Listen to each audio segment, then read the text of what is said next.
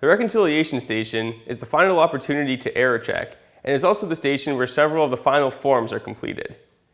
It is also the volunteer's responsibility to ensure that the swabs are placed in the proper location. There are 4 things in particular that should be covered at the reconciliation station. First of all, double check the registration form to make sure that the registrant filled out the form completely, including those places that are commonly missed. Second, ensure that the donor would be considered eligible if he is found to be a match. In particular, check to make sure that he is between the ages of 17 and 35, in good health, and also that he has valid provincial healthcare coverage. Third, double check to make sure that the stickers are placed correctly.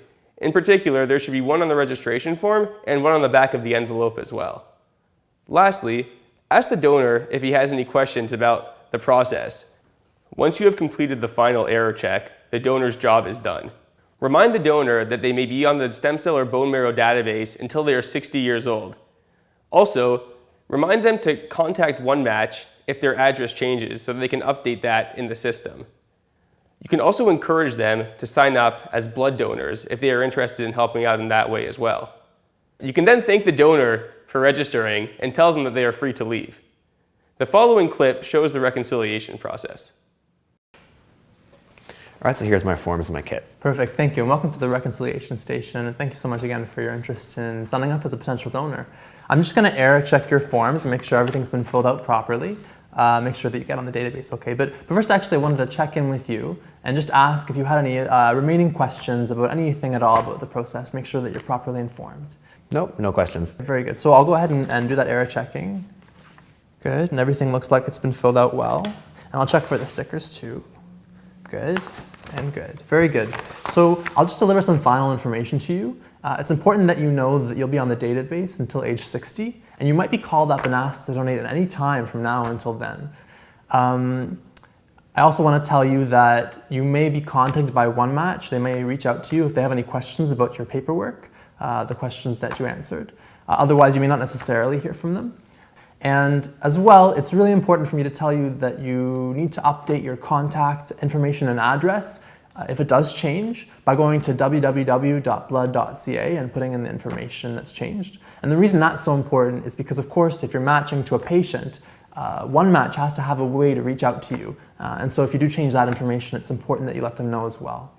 I want to thank you so much for registering. As well, we have some pamphlets here about blood donation, which I encourage you to pick up if you're not already a regular blood donor and learn more about that. It's another great thing you can do. Thank you so much. Completed stem cell swabbing kits are grouped in packages of 5.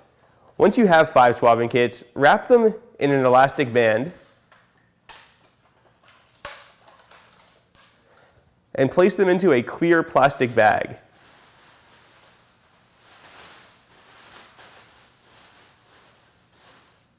OneMatch policy is to use clear plastic bags to store the swabbing kits so that they're not accidentally thrown out in the trash. Once the donor leaves, there is some additional paperwork to be filled out.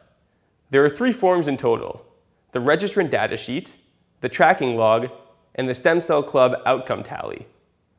These forms can all be completed in the absence of the donor, simply by cross-referencing with the registration form. For the registrant data sheet, fill out the donor's first name and 1 contact number, either a cell phone or a home phone number. The reason for filling out this form is that if either we or FedEx loses the shipment of swabs, we at least have some sort of documentation of who signed up. This way, we can let them know that their confidential information has been compromised. We hope to never have to use these forms, but in the event that this catastrophe does occur, it's better to be safe than sorry. The tracking log is a relatively easy form. Remember those small rectangular stickers that we spoke about in the previous video? This is what those are used for. Take one of those small rectangular stickers and place it in the box of the tracking log.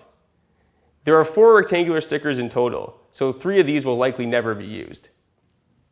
The last form is the Stem Cell Club outcome tally. This form is used internally by our club to monitor demographics and metrics that we'd like to keep track of.